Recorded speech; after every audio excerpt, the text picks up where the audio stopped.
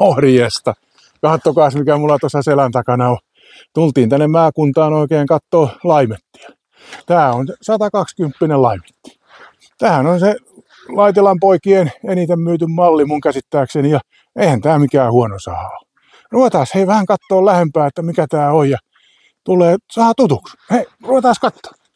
Vähän luulen, että tässä on ollut yläterä joskus kiinni. On purettu pois, mutta ei anneta se haitata.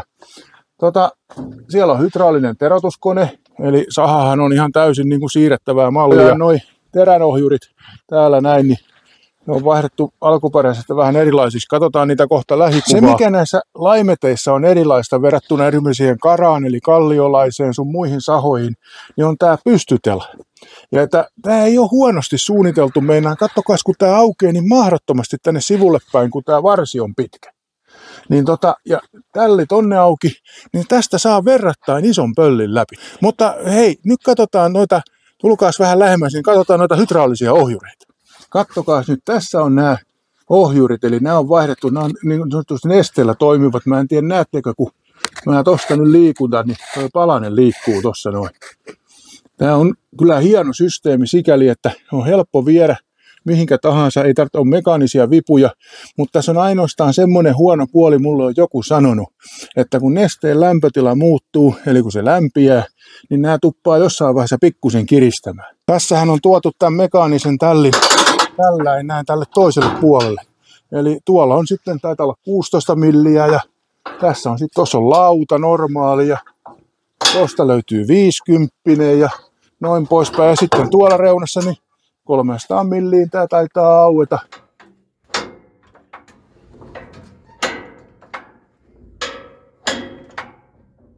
Sitten tässä vieressä, niin tässä on pöyrän syöttö sitten tässä vivussa. Tää on vähän eri lailla jalkasyöttöinen tää on, että no, tää on laimetin versio asiasta. Tässä näette vanhojen sahojen tän. Mä oon joskus teille puhunut tätä manklaantumista, mutta eihän tää mikään ongelma ole. Tällähän ne kaikissa menee. Ja tällä annetaan vähän lämpöä ja taas sahataan. Ja tää kuuluu asiaan. Nämä laimetin säätöjalat, niin nämä on vähän semmonen juttu, että mä en ole oikein näiden kanssa samaa mieltä, että tässähän on tää reikäsäätö, mutta sitten, että se on täällä alhaalla avaimella täältä kiristetään, niin tää on vähän semmonen hankala homma. Kyllä se täällä päällä tarvitsisi olla, mutta kyllä mä ymmärrän, että nykyaikaisessa se on hydraulinen, mutta vähän se vanhemmissa, niin no, vähän tää parempi on kuin siinä mun Ronoksessani, mutta eihän mikään maailman paras tää kyllä ole. Hei, tässä on laimetin kanssa yksi erikoisuus. Eli tää tukinnostaja, tämähän tulee sama kuin tää renkas. Eli tuossa on tuo akselin tumppi.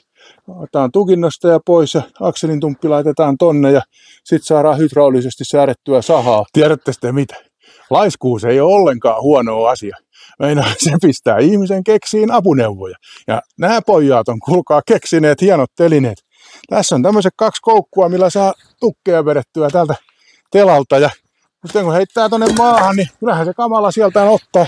Sen kun pistää tuohon telineeseen noin, niin tämä on kyllä tästä aika kiva ottaa. Pojat, ei ole huono juttu. Hyvä. Tää seuraava on suorastaan hipo. Kattokaas, kun laittaa tän tähän jemmaan, niin onhan se vähän noloa, kun tää koputtelee tähän, mutta tässä on tämmönen kumi. Aika kiva juttu. Täältä on säädettävä. Kato, jos tulee reikä, niin kääntää vähän eri kohtaa, niin taas naputtelee. Ei huono. Päästiin tänne sahan takapuolelle. Tämä on tämä puruputken jalka. Tämä on kyllä hyvä systeemi. Joskus ovat keksineet tänne, että tämmöinen rauta tuohon akselitumppiin ja puruputki tonne. Ja sitten kun lähdetään, niin ei muuta kuin se tumppi tonne lykätään ja lähdetään menee.